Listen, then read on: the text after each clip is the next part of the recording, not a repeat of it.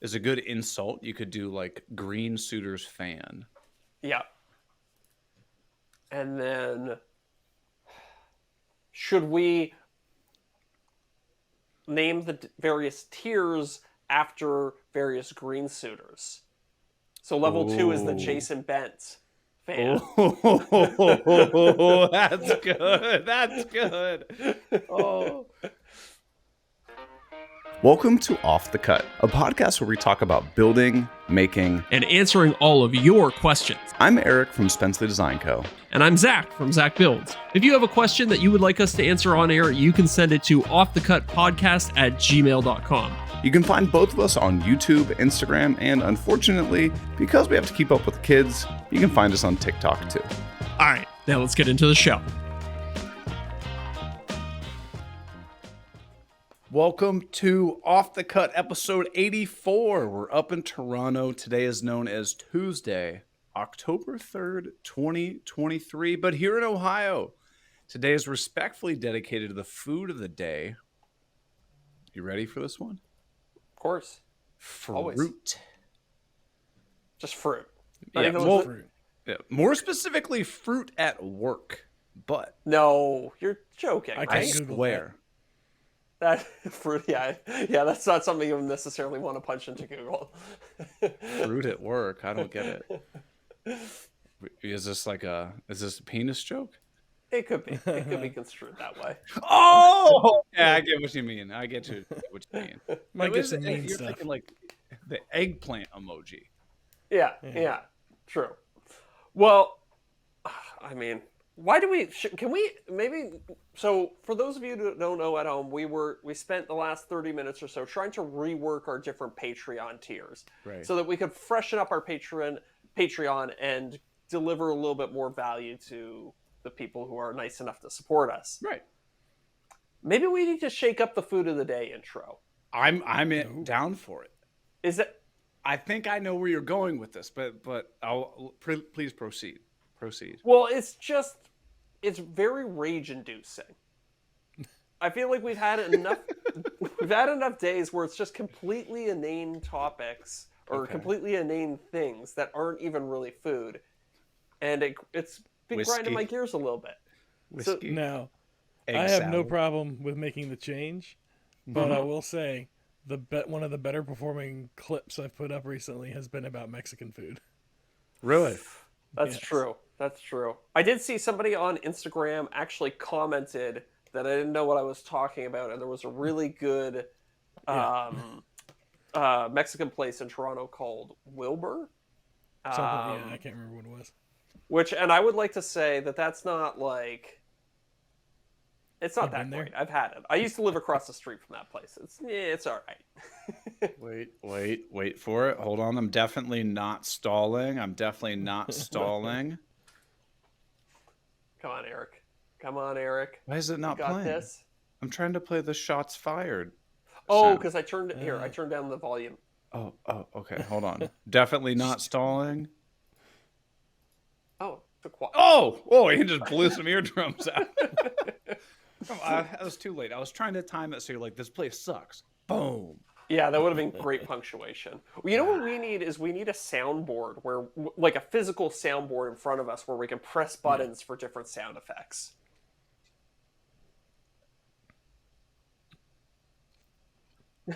That was Zach's round of applause. See, now we have a little bit of a soundboard, but we need to load more stuff into it. Like we also have this one too. Oh, right, yeah. I can't play too much. We don't want to get flagged for copyright.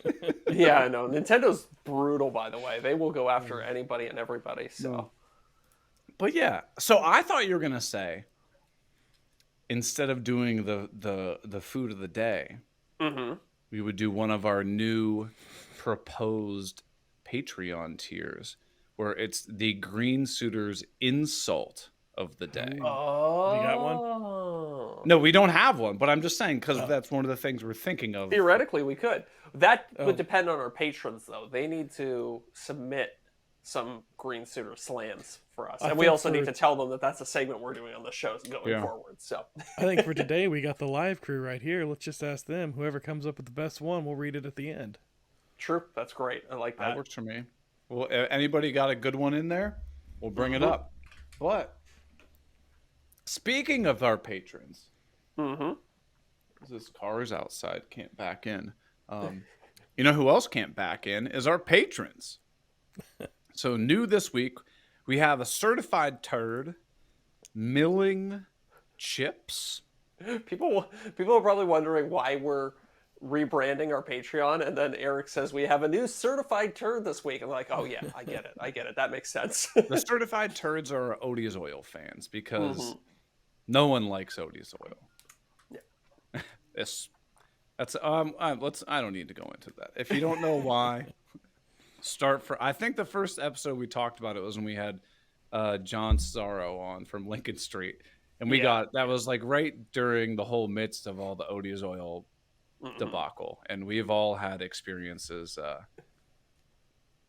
with that person. We'll leave it there.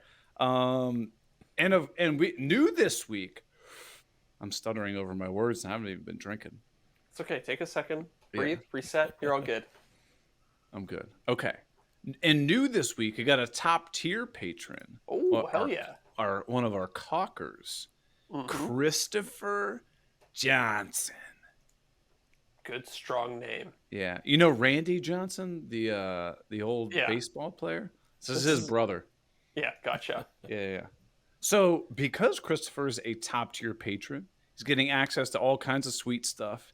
And one of the things he gets access to is joining our exclusive list of people who get their name read every single episode. So our top tier patrons coming in this week are Christopher Johnson, Josh at Freedom Wood Workshop, Brooke Appler, Grizzly Bear Woodworks, Dadu, who's in the live stream right now, Luke Schmidt, Corey Duvall, which, by the way, Corey offered me some of his honey.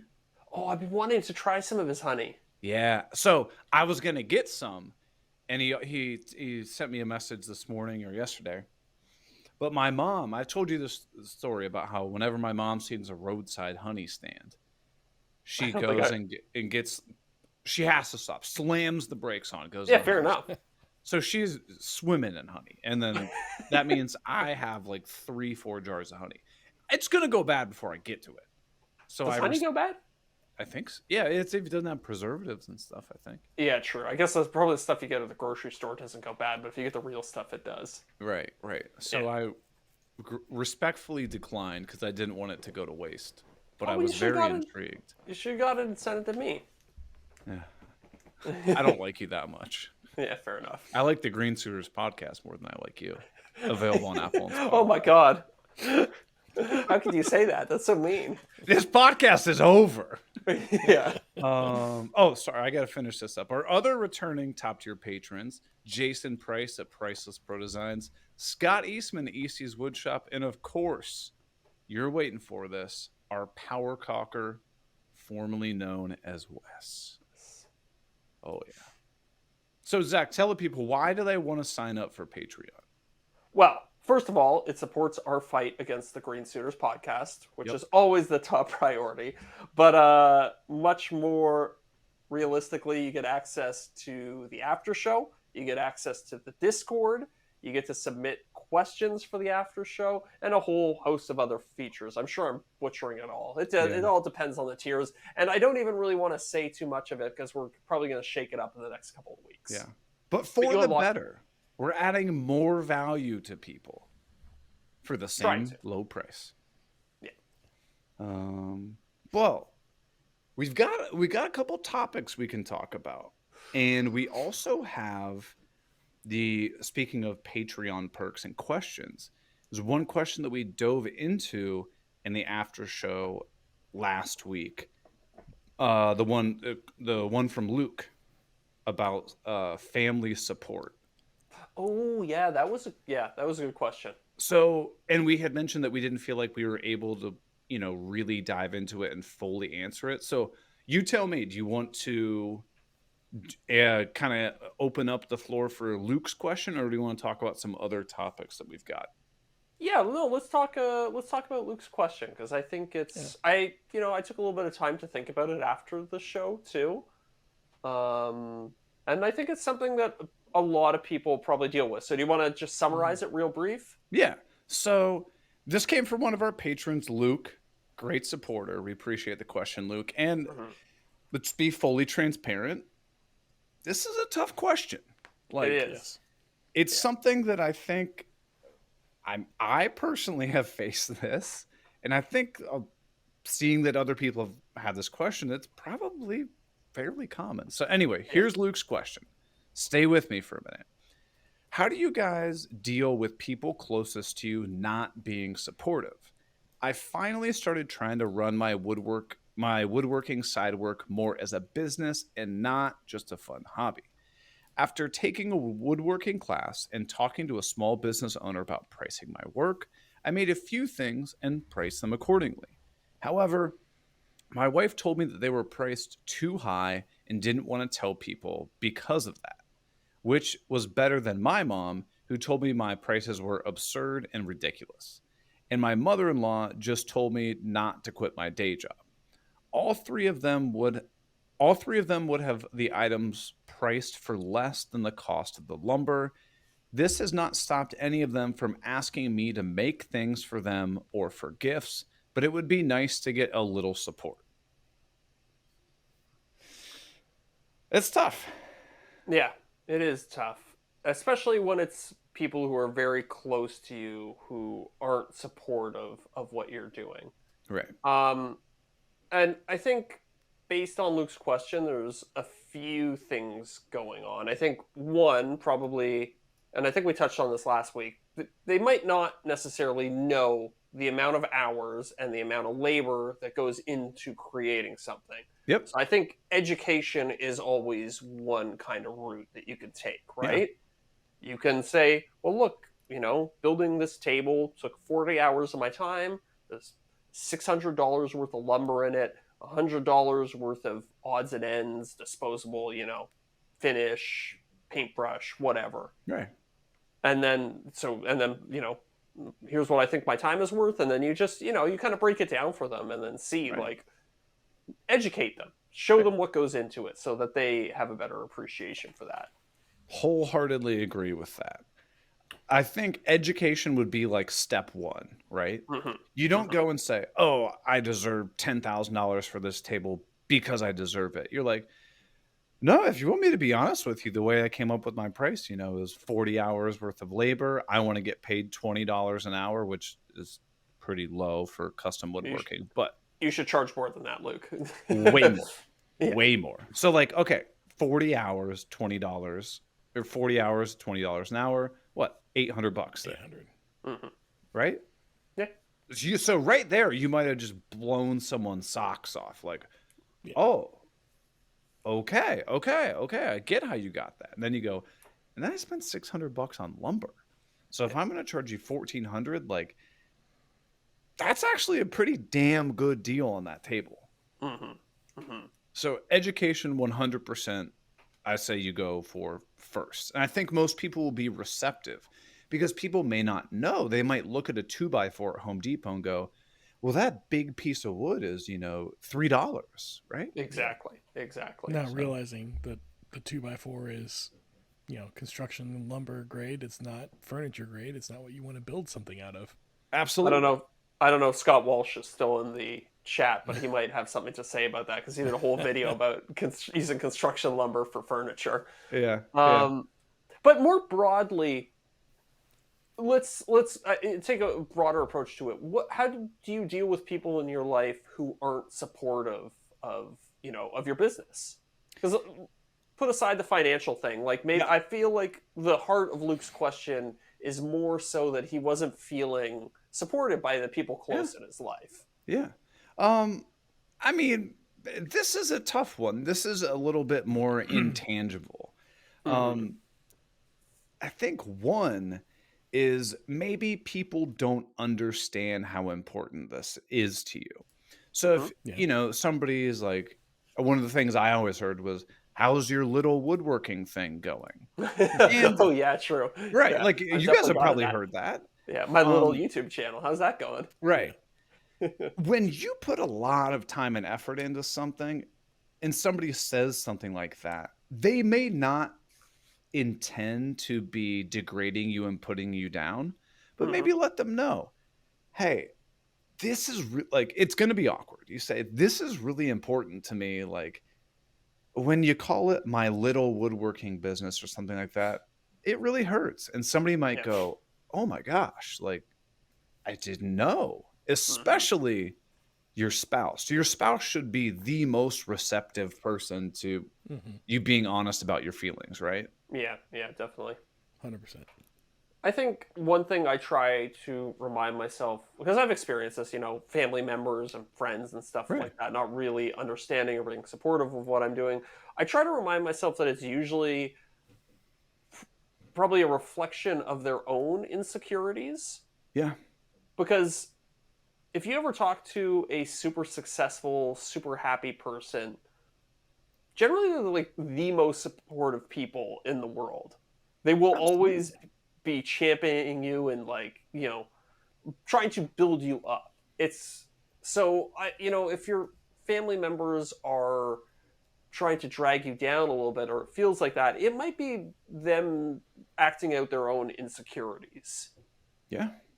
They might say like, oh, they might see, I don't know, the price point that you're putting your furniture out there at, that might make them feel a little bit insecure about their own value Yeah. as at what they do in work or as creators if they are. So that's something to consider as well. It doesn't necessarily help, but it helps you. It does help. It helps you to empathize more with their position. It won't necessarily make them automatically start being supportive, but it can at least help you understand why they're not being supportive and at least let go of some of the negative emotions because of that, I think. Yeah. I think what really stuck out to me with what you said there was the, kind of pointing out other people's value of themselves. Like, let's Hmm. say, you know, pricing your custom woodworking at 50, 75, $100 an hour isn't like ludicrous, right? Like, No, no. you have a skill that the vast majority of the general public does not.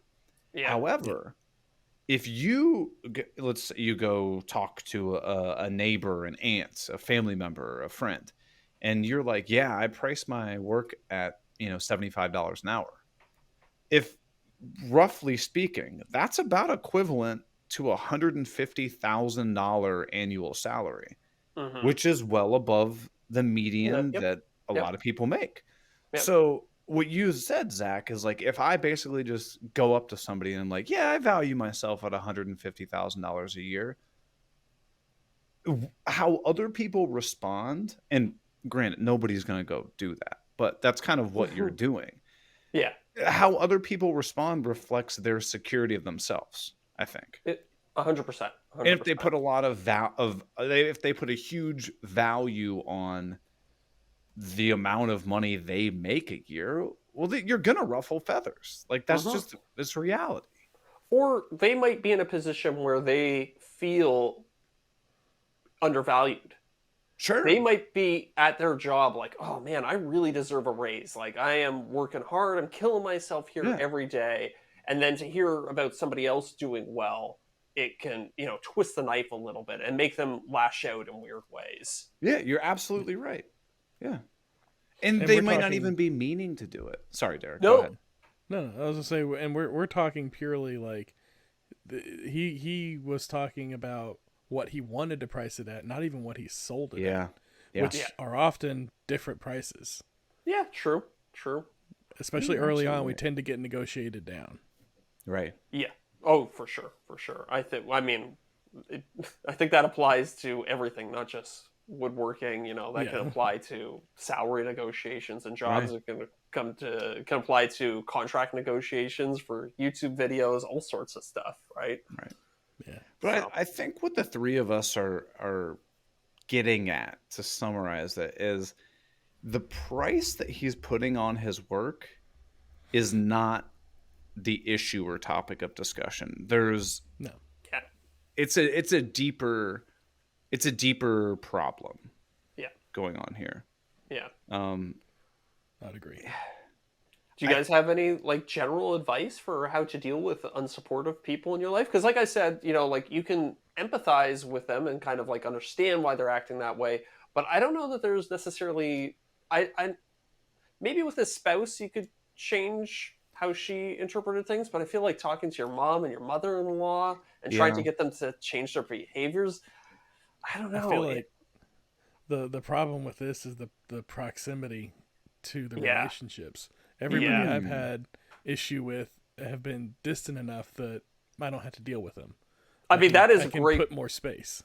Totally, that's a great way to deal with an unsupportive person. Just be like, well, I won't call that guy anymore. 'Cause But every time when I it's your talk spouse about- or your mom, that's difficult. you don't have that option.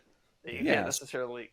So you're saying if it's like a vendor or whatever, like you sell Yeah. cutting boards wholesale to somebody and then they start beating you down about your prices, well, you can just end that. You can distance yourself. You can end that Yeah. relationship. If it's Yeah. your spouse or your mother-in-law, like you're harder. in that one, right? Yeah, exactly. Hmm. Yeah, it's so definitely I don't know. it's communication. It's like you said, this is a very personal, very close relationship.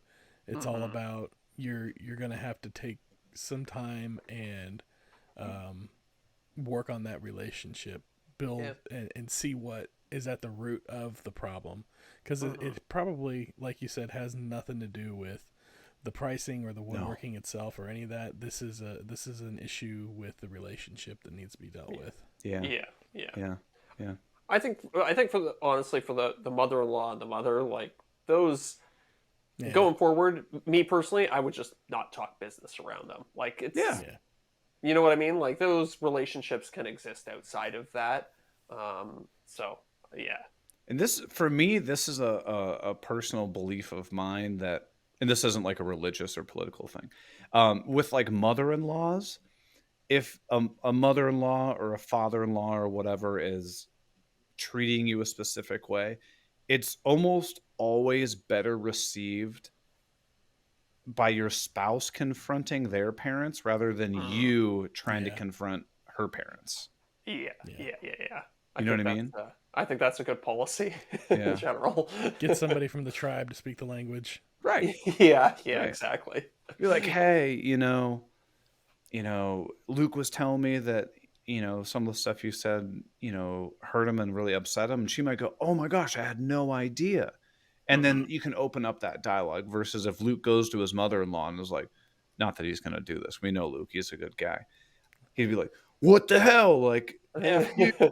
Like, no. Like, yeah.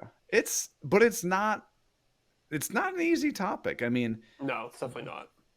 and again, not trying to get myself into a place I don't need to be in, but if your spouse is the person that's putting you down and not supporting you, I think that's a deeper issue and something that you really, really need to sit down and talk to them about. Yeah, definitely. I And agree. this is not something you push under the rug if your spouse is putting you down. Yeah. And find areas that they do support you and use that to start building off of. Ooh, that might help. I like that. Be like, you support me in this. Yeah. Thank you so much. I feel so loved by that.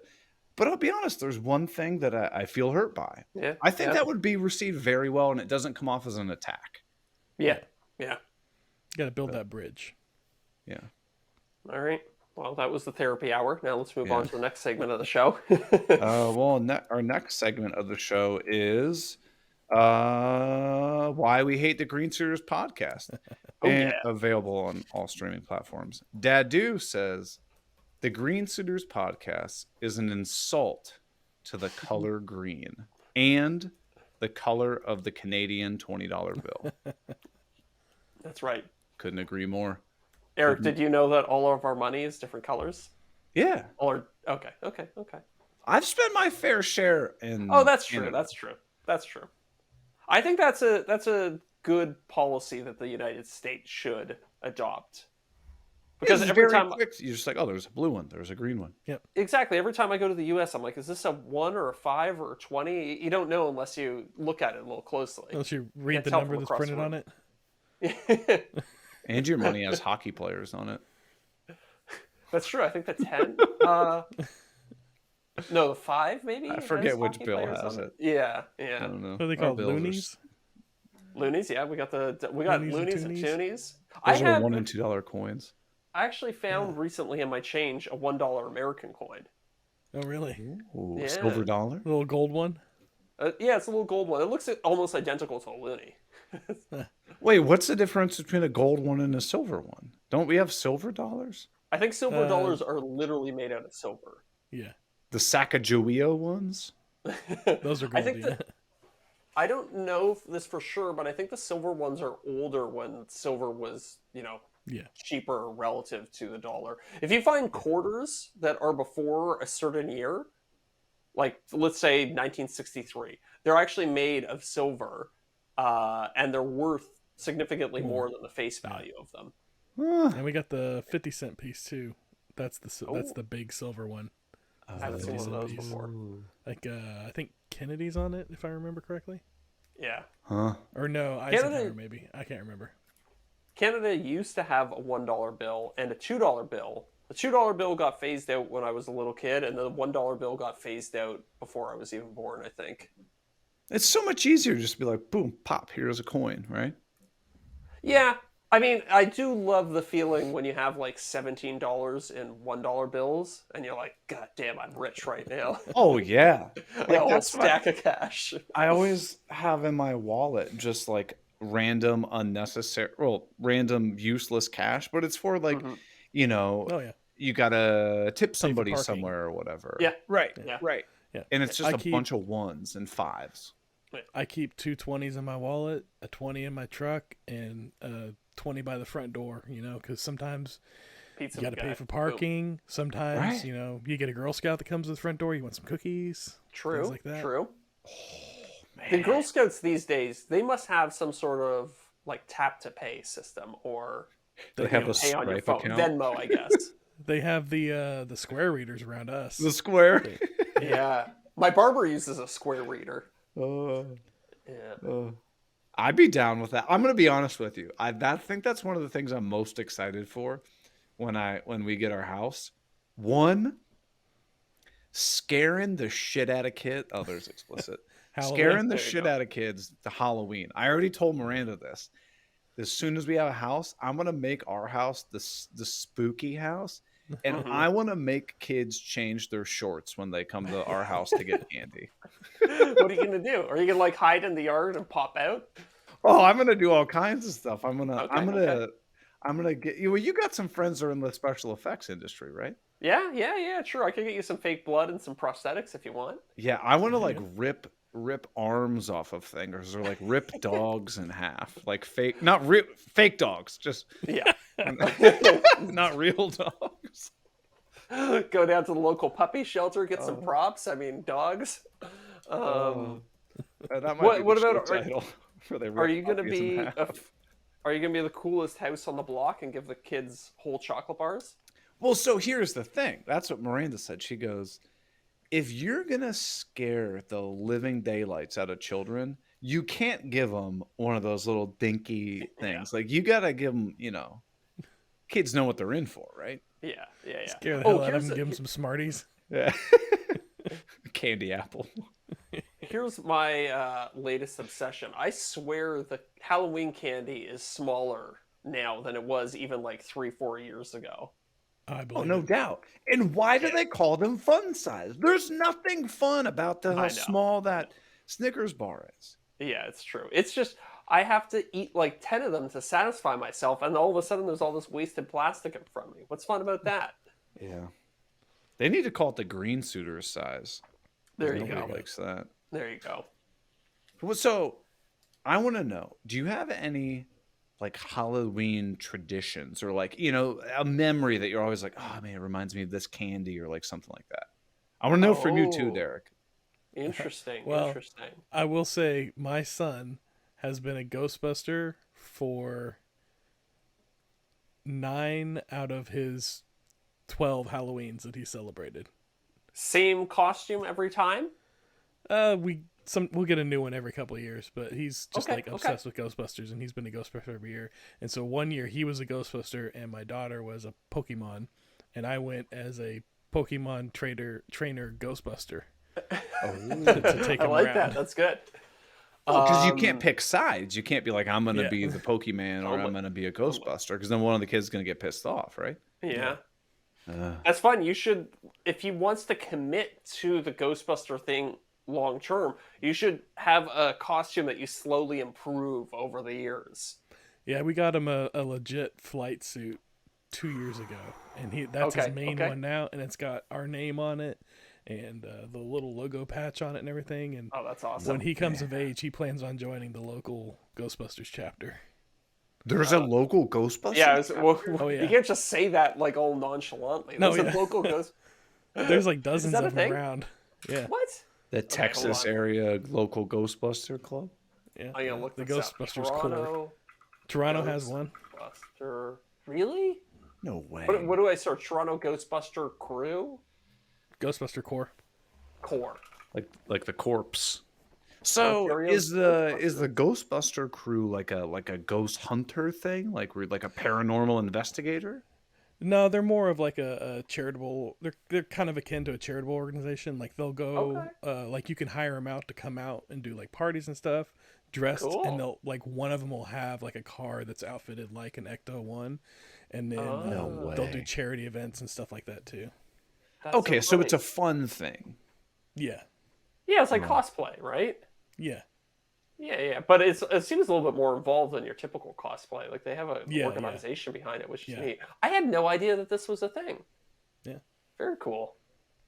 Huh. I mean, I'm gonna be honest with you. If I pulled up to some event and the Ghostbusters were there, I'd be like, I'm staying here for a while. Do they have a Marshmallow Man? I don't. I haven't seen any. Like, there's the costume, but I haven't seen one at any of them. I know. We were in Las Vegas and we went to this 80s cafe, and they have an Ecto-1 parked out front, like a Cadillac done up, the whole nine. It looks just like the one from the movies. And my son came dressed in his flight suit and everything because he's obsessed with the 80s too. And so he came in and they saw him and they brought us outside and they let him sit in the car and they started it up and they ran the engines and the sirens and everything, and it was just great. That's awesome. What about you, Zach? Any Halloween memories or things you enjoy doing around Halloween time? You know what? I don't have a good standout example. I just buy the candy too early, thinking that I'm going to save it for when the kids come trick or treating, and then I eat it before the 31st. What's your go-to candy? Oh, Coffee Crisp for sure. Hands down, Coffee Crisp. What you don't the know what Coffee shit Crisp is Coffee Crisp? You don't have Coffee Crisp? Is this a Canadian? Are we? Do you know what this is there? Difference? No. Coffee? Oh man, Crisp? search. So Coffee Crisp is like a chocolate wafer bar wrapped in a chocolate. Yeah, okay. Pull. Is this a Kit Kat? It's kind of similar in It's a consistency Canadian thing. to a Kit Kat.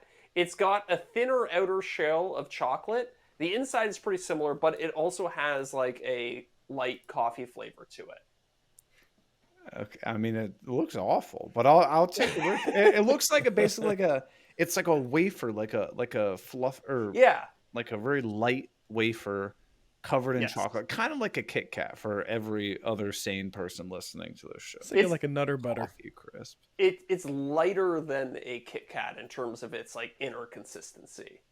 So are these readily available? Oh yeah, you get them everywhere here. Yeah, the Amazon listing says proudly prepared in Canada. Oh yeah, look at that, Nestle. But it's Nestle. Interesting. Yeah.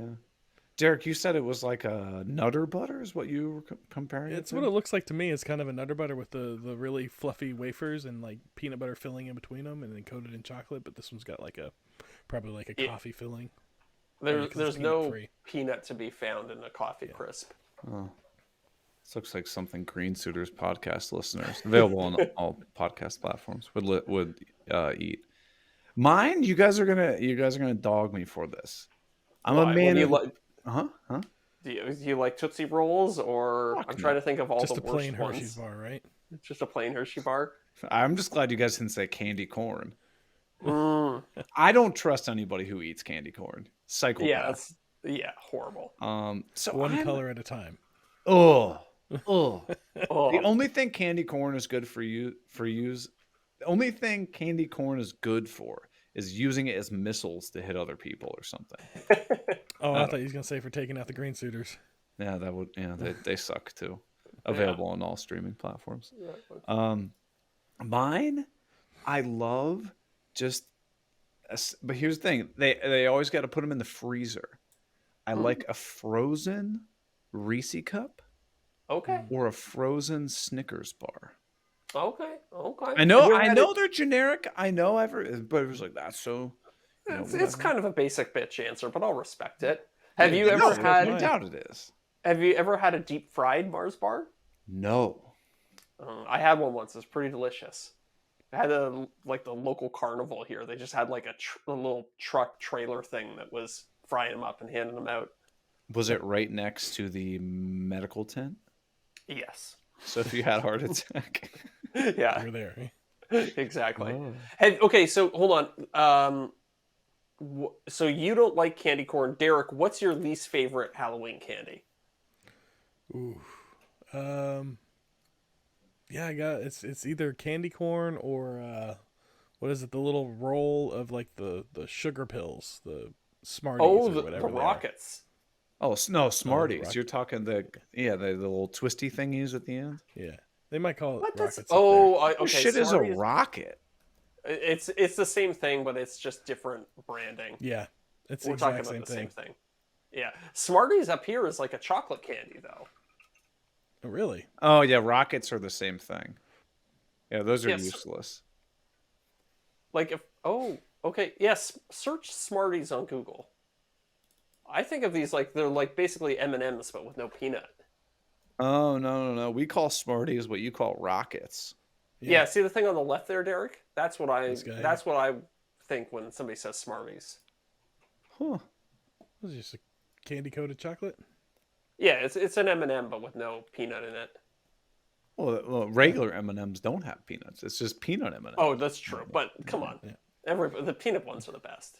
All right, I'm gonna Um, go out on a limb, and this is gonna piss a lot of people off. Okay, let's do this.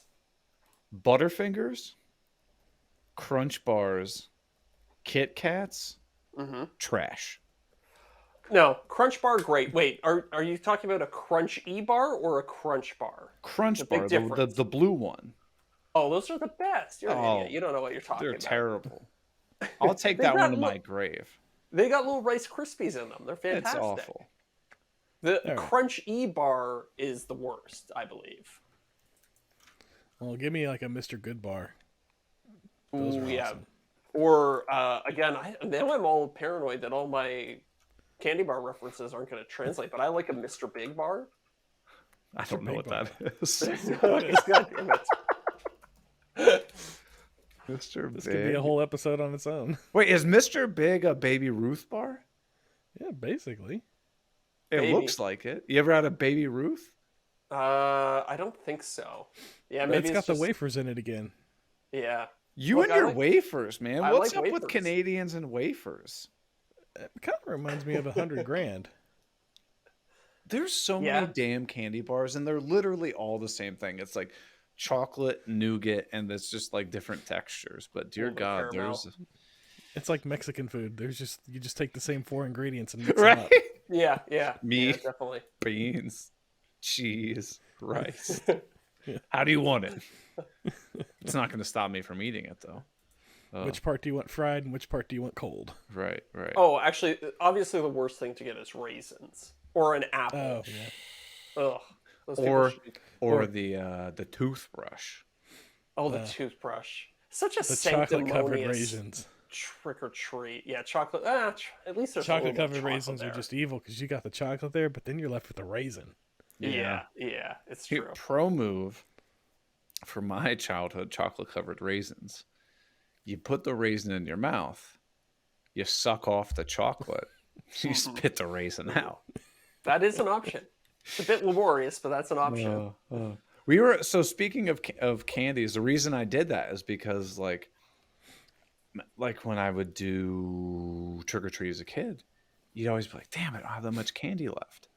And the other night, we were having one of these nights with my parents where we were talking about things that we never got caught doing.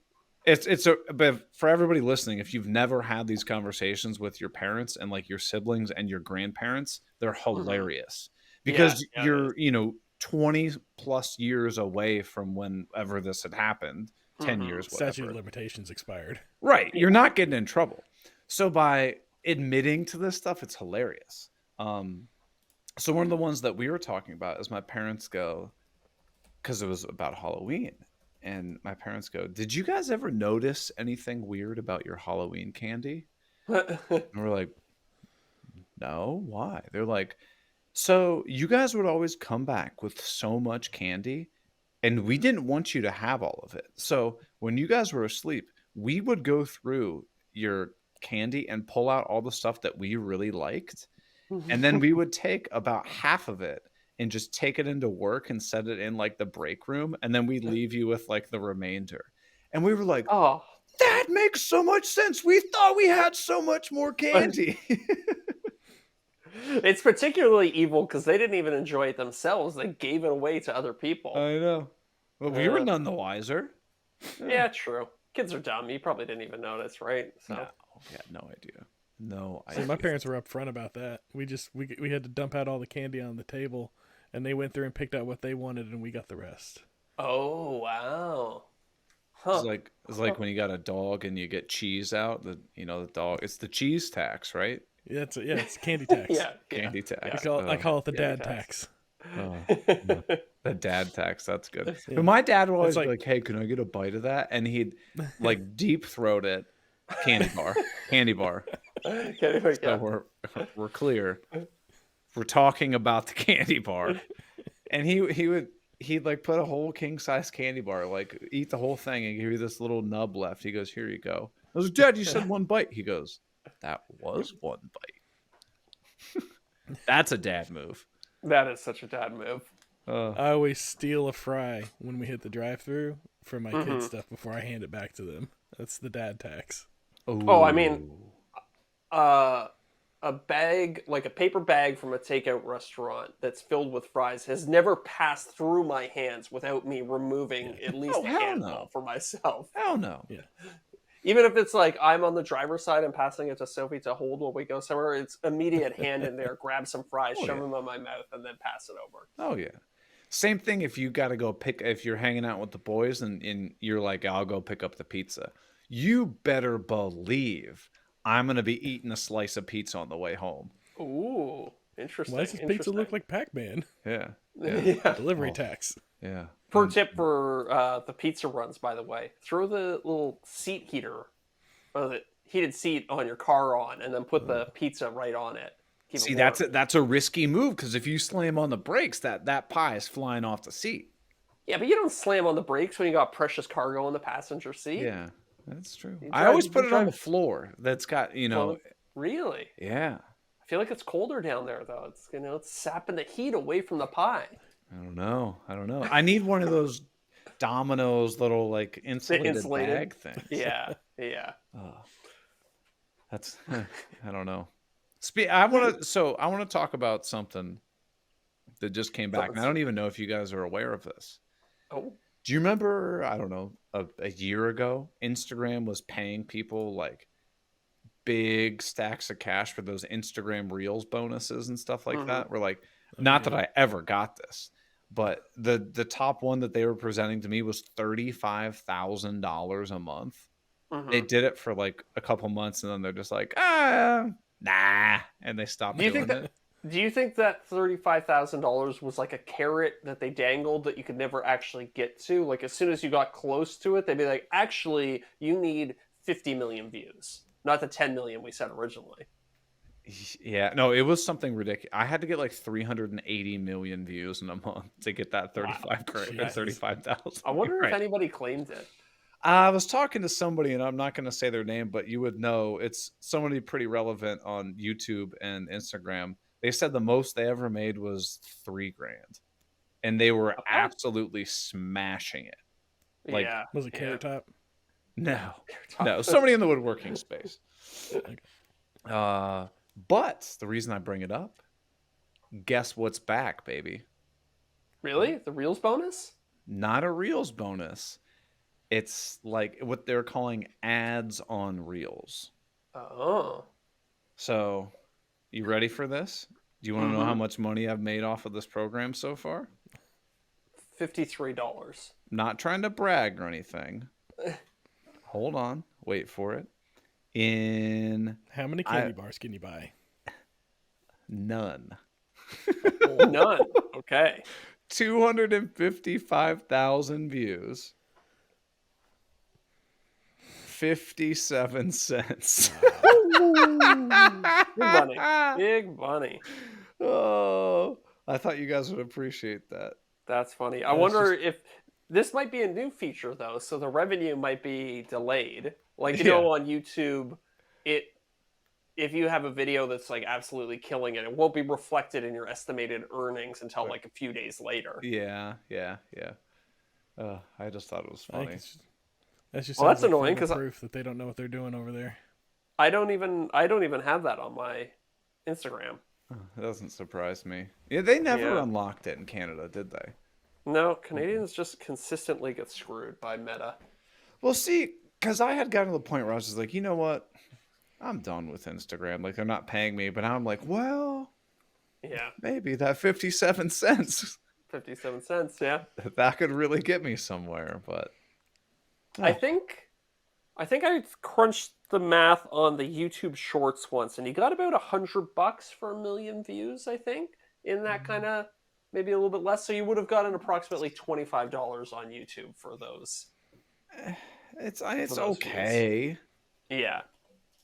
Look, I think I've heard you say this, like express this before. Like you were never going to get paid the same way YouTube pays. For views for short form content. Like the economics of it, just there's no way it could possibly work.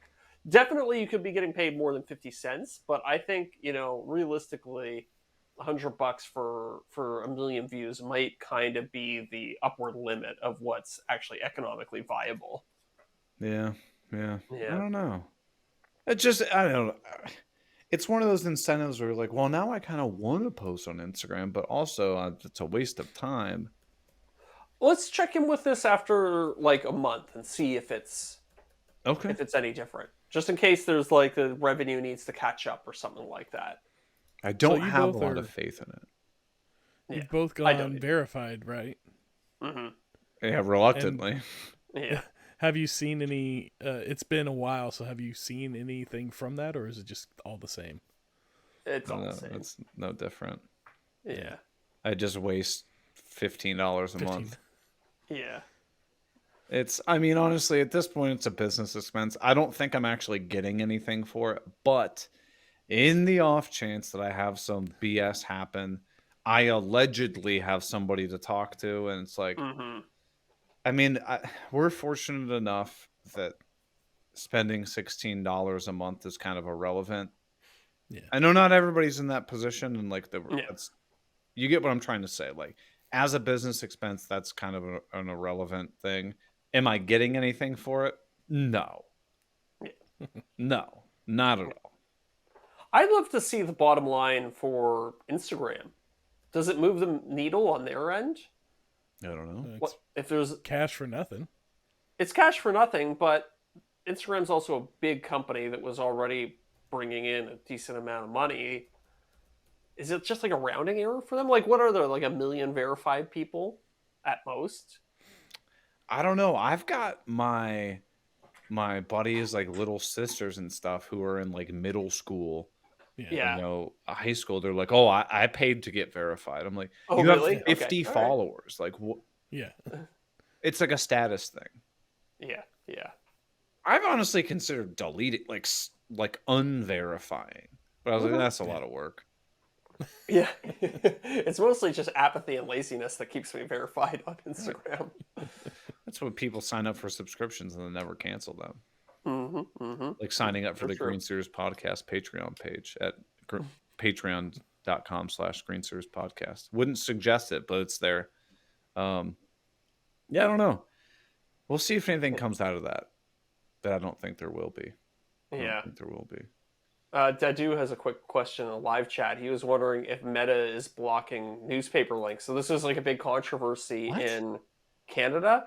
So if you go on Facebook or Meta, you cannot post news articles because the news companies were mad that Facebook was stealing their views.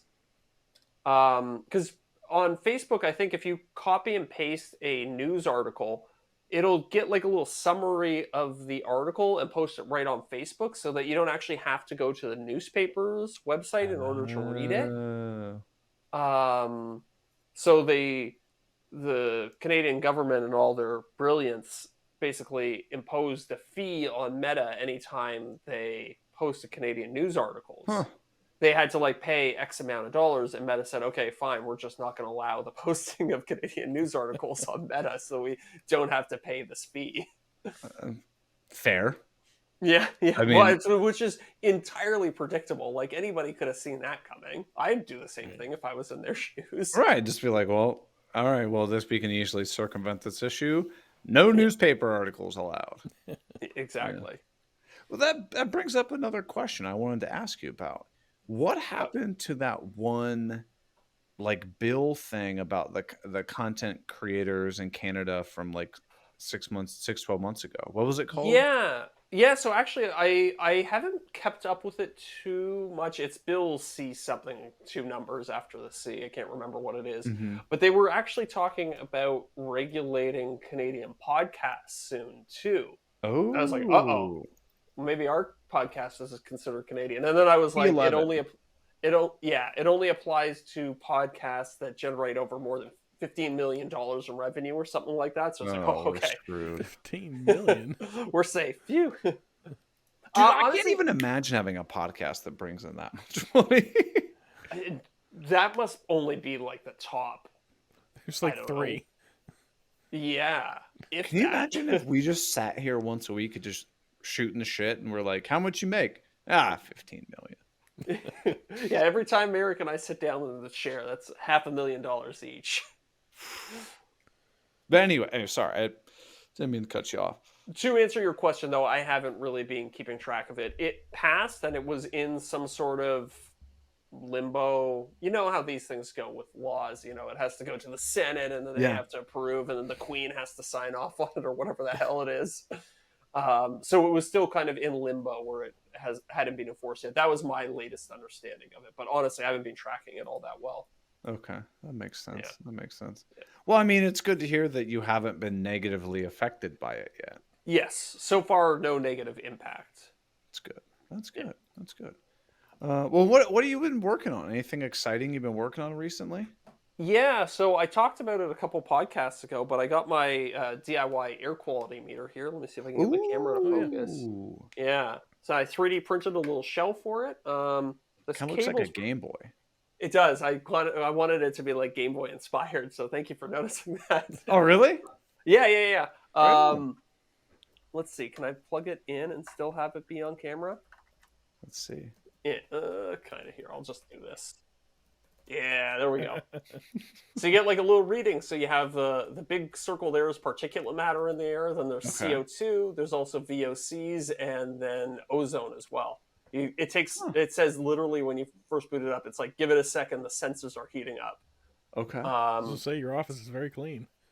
Yeah. It actually, it's made me feel better about being in my house because I took it around to all the rooms of the house and everything was well rated. I didn't have any bad readings. That's good. So now I have to use it and go do a bunch of thorough testing with a whole bunch of different tools and see how tools and products and see how they affect air quality. So is there anything that you would be curious to see me test in a video? So I'm assuming you're going to do miter saw, Mm-hmm. tables, like your basic Mm-hmm. table saw stuff. Yep. Yep. It would be interesting if you set it like right next to your Festool dust extractor. Yeah. Put a big pile of dust, 10, 15 feet away, sucked it up with your Mm-hmm. extractor, and see if right next to the Festool dust extractor it picks up a bunch of junk around it. I like that. Okay. Yeah. So Because you don't test have like any the affiliation with them, so if you shit on them, it doesn't matter. yeah test the HEPA filtering on the All right. test tool. Yeah. I was thinking also test the 3D printer. Yeah. Yeah. I want to test the CNC too, because CNCs are kind of interesting. They don't really make that much dust. It's mostly just chips.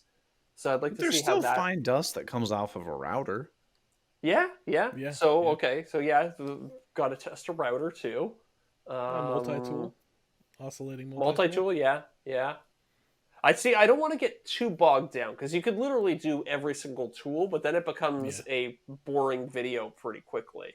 And I also wanted to test things like, say, you cut with the table saw, you kick a bunch of dust up in the air.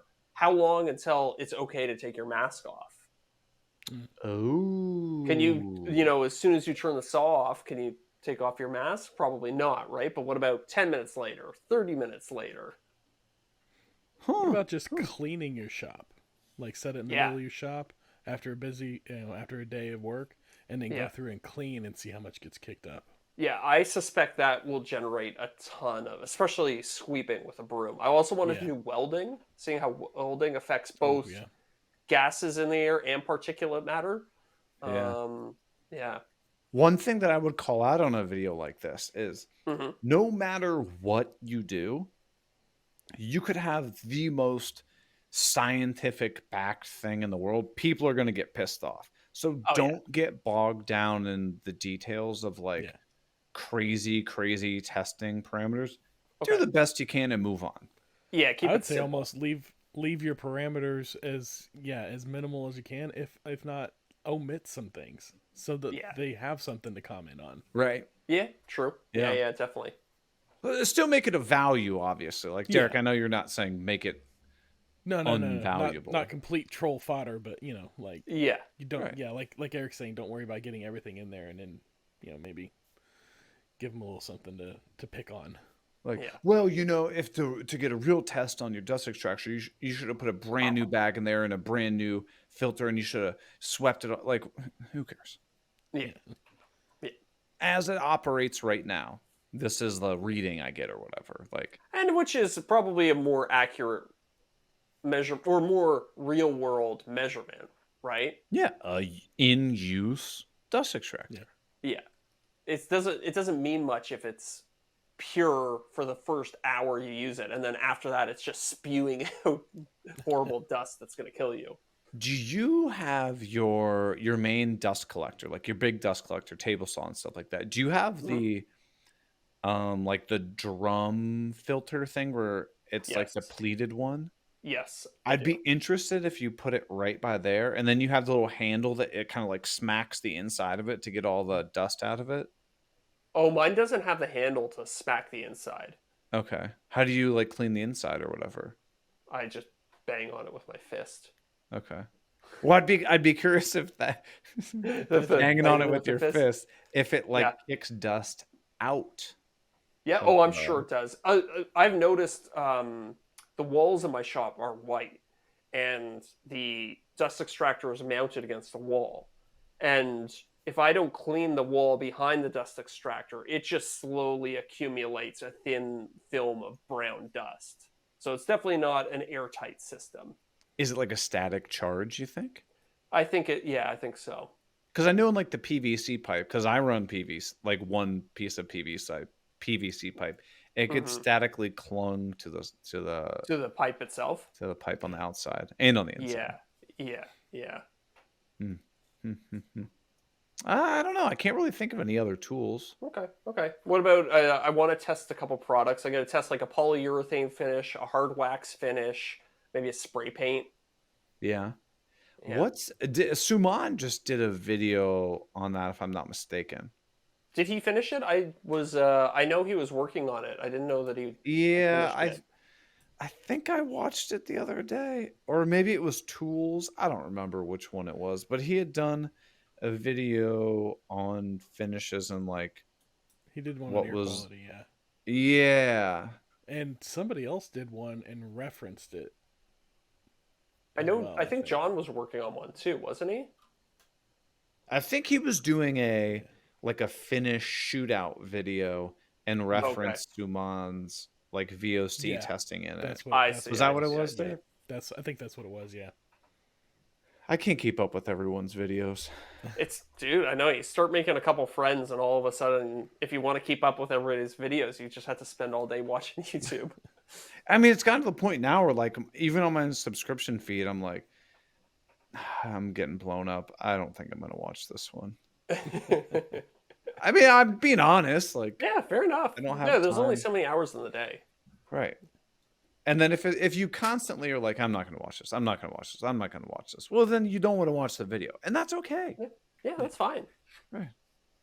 Like when I put out a 45-minute video, I know there's no way you guys are watching that shit. I know. I actually still haven't watched your 45-minute one, but I I don't did watch blame your, you. I did watch your 3 or 4 most recent ones recently, though. No. I- Oh, I- because they're Raises short. Yeah, they were raises a shorter. I question said, I had. No, go ahead. no, go. I'm done. I'm done. No, I was gonna say that raises a question that I actually had earlier in the day to myself. Whenever you're editing your video at the very end, do you watch it all the way through, or do you just trust the edit and export it? I honestly Uh, trust it. I don't want to sit, Here- or I watch it and I hit L twice on my computer, which basically plays it through really fast. If it's a 40-minute video, it can get through in like 8 minutes. So spot I check. Yeah. Yeah, I spot check. I know which areas are potentially going to be problematic. Like if there's with like a the lot render? of graphics on the screen. Yeah, sometimes if Yeah. there's a lot of graphics on the screen, the render will get screwed up. So I'll watch those areas, and then I'll also skip around randomly in the video and just make sure, do little spot checks, make sure the audio stays synced up and everything's good on that front. But no, I generally will not watch the entire video through. I also used to do as soon as I put a video of mine out, I would like open up my TV or something and like watch the video on my TV. I was like, that view is gonna help. I don't want to Well, watch my videos. Yeah, yeah. But I always think this happens to me all the time. I'll put out a new video and then I'll go later in the day to watch YouTube, like watch somebody else's video, and my video will be the first one there. And I'm like, well, I can't not click it because that's going to hurt to click through. Right. But one out of like hundreds of thousands of people that are getting shown this video, it's like it doesn't matter. Do you think that do you think YouTube makes a relationship between your two accounts and negates wonder. that I view? wonder. Sure. Ooh, I'm gonna add that to my list. I have another call with my YouTube person. I'm gonna add that. She'll probably give me some horseshit answer though, like Yeah. whatever. I recently watched this video about exploiting bugs on YouTube. And it was this guy, and he was a pretty popular streamer, and he had like 15,000 people watching his YouTube stream. And then he just told everybody who was watching him to open up the stream again in a new tab on their computer. And all of a sudden, the number of people that were supposedly watching his video doubled, and he got twice the ad revenue for it. Hey, we got 6 watching right now. Let's see if I open it up multiple Yeah, times. yeah. Everybody open up multiple tabs, and we'll see if we can get our numbers up. But We're seriously, not like, monetized. yeah. But But we can see. I think YouTube, in some weird areas, is a little bit less sophisticated than you might initially assume it is. It's like local government. Exactly. Yeah. Yeah. Yeah. No, I think you're probably right. Like, I mean, they know more than the Green Suiters podcast, available on Apple and Spotify, but that's not saying much. There are a bunch of morons over there. I'm trying to pull up a bunch of tabs of my own just to see if it affects anything. Is it working? We're still at six streamers, but you know, it Yeah. is what it is. Huh. Well, we're at an hour. What do you say we meet the patrons over at the after show? I'm sure All we've right. got tons of things to discuss. Yeah, maybe we'll get a correction on this name that we butchered here. Oh yeah. I saw that. Yeah. St. Shy. Stashy. I don't even know what name that is. Was But that our latest patron? I don't know. See, I can never tell because if you don't have a consistent name, I don't know. Is it Milling Chips? Christopher Johnson? I don't know. I think you got we Christopher screwed up Johnson. I think that one was okay. Unless there was a T in there that you missed. Like a That one John always gets- Stin? Yeah, Johnston. Oh. Yeah, my boss's name, everybody always says it wrong, and he's just gotten to the point where he just doesn't correct people anymore. Do you ever correct anybody when they mess up your name? I never do. Unless it's like How the hell are you gonna your last name? No, but like any, you go to Starbucks, drive-thru? they write your name all wonky on the cup. I don't care. What's the worst one you've that had? no. Or like if I you have go a to relation with this person, then yes. But if it's somebody at Starbucks, no, I don't care. Yeah, exactly. Even if it was like, say, like a hypothetical client that I knew I was going to interact with for like the next month or something, but then I never see them again after that. If they get my name wrong, I don't care. Whatever. Just keep Call me moving. whatever you want. Yeah, exactly. At least they don't call you Mulva. It rhymes with a female body part. Part. Mulva? What's the worst you've had that screwed up on you? Oh, I don't even know. Just people getting it like completely wrong. Like, people call you Jack or Sap. Just not even trying. Yeah. Yeah. Yeah, just like not even in the right ballpark. Well, like similar sound, but just completely different name. Miranda, every once in a while, will get Amanda. Right, yeah. Which I'm like, I mean, I guess if it was like through a speaker, I could see how you could make that correlation, right? Yeah, it's kind of got a similar flow. That really pisses her off, so I call her Amanda all the time. I mean, you guys must get each other's names occasionally. Eric, Derek. Oh, yeah. I get it. I think the worst one I ever had was my mom's boss called me Darren. Right. A couple weeks, she called me Darren, and my mom corrected her, and then she came back, and she was like, "Oh, this is Derek. I mean, Darren. I'm sorry. I screwed up his name in the beginning. I kept calling him Derek. It's actually Darren." And I'd be like, "No, you got it backwards again." Oh, that's too funny. Oh, man. Or what you could do is just not respond. They go, Darren. Darren. Right. And just don't respond. And it's like, Darren, why aren't you responding? And you go, that's not my name. Say my name.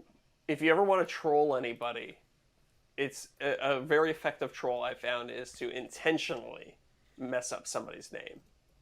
Oh, yeah. Even after they correct you, continue to just call them by some inane name that's like kind of close to theirs, but not quite. It's very effective. Drives people nuts. It's unlikely, but if we ever do a talk at Workbench Con, I'm going to constantly refer to you as different names. I'm going to be like, so Jeff, what do you think? What do you think, Thomas? I'm so confused. Zach builds as a facade. This is my partner, Canadian Tuxedo. Canadian, yeah. Also, he also is known by Scott Walsh, which is his other name. You can check out his YouTube channel. If we ever did a class at Workbench Con, we would have to slam the Green Series podcast the whole time. But just like real subtly, be like, here are things that I wouldn't do. So. And here are things I wouldn't do. And then you click the next slide on the PowerPoint presentation, and it's just a picture of the Green Suiters logo. Right. Be like, this is an example of a horrible podcast logo. Here's why. That'd be good. Just remember, you can check out that podcast on all podcasting platforms like Apple and Spotify. But don't. You'll be disappointed. But what you won't be disappointed is going down at the bottom of your podcast app, click that little link button that unlocks the after show, because that's where we're going to go right now. Yep. See everybody. That was a tight exit.